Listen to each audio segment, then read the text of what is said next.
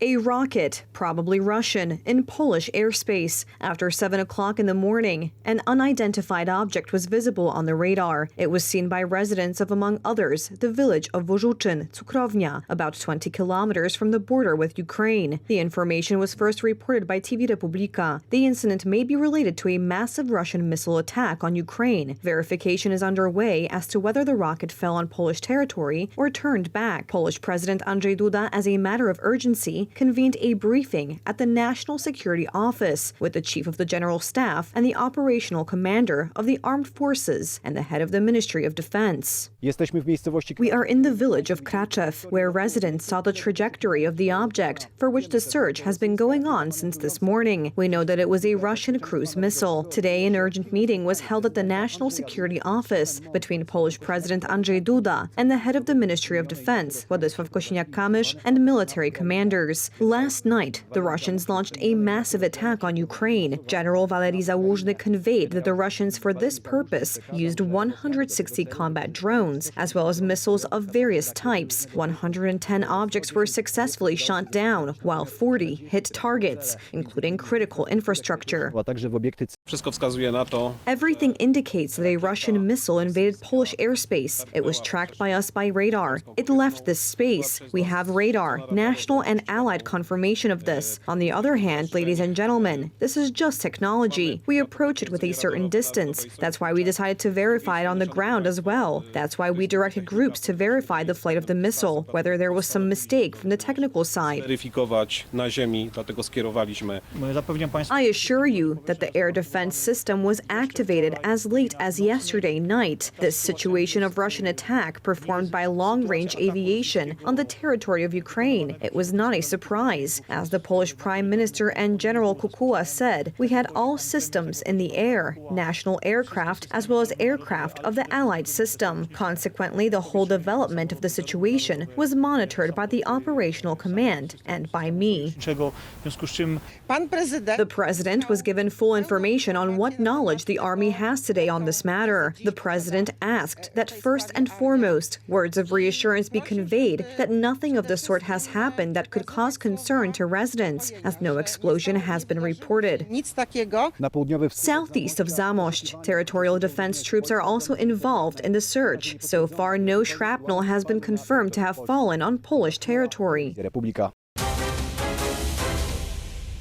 Day 674 of the Russian invasion of Ukraine. The Russians have conducted a massive shelling of Ukraine, targeting critical infrastructure. Unfortunately, new information about the dead and wounded is coming in all the time. Lviv, Kiev, Odessa, Kharkiv, and Dnipro, the country's largest cities, were attacked. Rescue operations and damage estimates are underway. A warehouse and a factory have been severely damaged in the Ukrainian capital of Kiev. Rockets also hit residential buildings. One person has been confirmed dead for now, but a search and rescue operation is underway. At 6:30 a.m., I was awakened by a terrible sound. It was so frightening. A rocket was flying. Everything was trembling. I didn't know what to do. I wanted to run to the shelter. I thought about running to the bathroom, but when I entered the bathroom, the mirror fell off the wall. If I had entered earlier, I would have been all cut up. We went down to the subway and were standing on the platform when we felt a powerful shock, and even two. And then fragments of plaster and glass started falling on us. I don't know what it was. There was a lot of dust. It was terrifying. The explosion was very strong. 3 people were killed, and at least 15, including 2 children, were injured in Odessa by the Black Sea. I felt the whole building began to tremble. We live on the 5th floor. I realized that something terrible had just happened. I woke up the children, and we started to get dressed. We walked down the stairs to the parking lot. There was a lot of broken glass, bricks, windows, and doors all around. People were running around with children, with bags and animals. There were a lot of people in the parking lot. Everyone was shocked. Russian aggressors also attacked Dnipro. One of the rockets hit a maternity hospital, which burst into flames. For now, we are providing first aid with the participation of the local government and our volunteers. As part of the rescue operation, we are still finding our people, and some of them are missing. The main strike took place in a shopping center. One also landed near a maternity hospital. After we received information that the maternity hospital had been hit by a rocket and was in flames, we primarily sent our forces there. Only after that did we send further rescue teams to other hit areas. Maybe around 7 in the morning. I'm not sure because I didn't check my watch. I was standing on the balcony and heard a stopwatch-like sound and then a very loud explosion. The window had fallen out of its frame. Everything was shaking.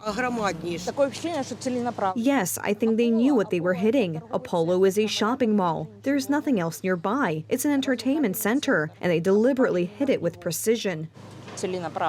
As a result of the Russian attack on Zaporizhia, 2 people were killed. The information was given by the head of the regional government, Yuri Malashko. I was at home when the explosion sounded. Thank God our house was not hit. But there was a strong impact here. Here in this house, an elderly woman was killed. I don't know if her son was home. Maybe he was at work. And here lived another woman with a child. I don't know if they were at home or not. A missile strike on an unnamed critical infrastructure facility was confirmed to have killed 1 person and wounded more than a dozen in the Lviv region, which borders NATO member Poland. I don't have windows anymore, all broken, glasses everywhere. For the children, it's a huge shock. We ran out into the hallway because there was no shelter. The only shelter is in the school, which was also attacked. It was terrifying. We all went out in front of the house. My neighbor came out to see what we could help with. Blankets, warm clothes, food. We will be in touch by phone. And if help is needed, we are here to help. More than 10 shaheeds have attacked the Lviv region. Quite a number. I counted 5 rockets myself. There will be more information later. It should be more accurate. 1 person is dead, 18 people were injured. We have a lot of damage. About 18 buildings. That is destroyed facades, doors, windows. More than 2,000 windows. 3 schools have been damaged and 1 kindergarten.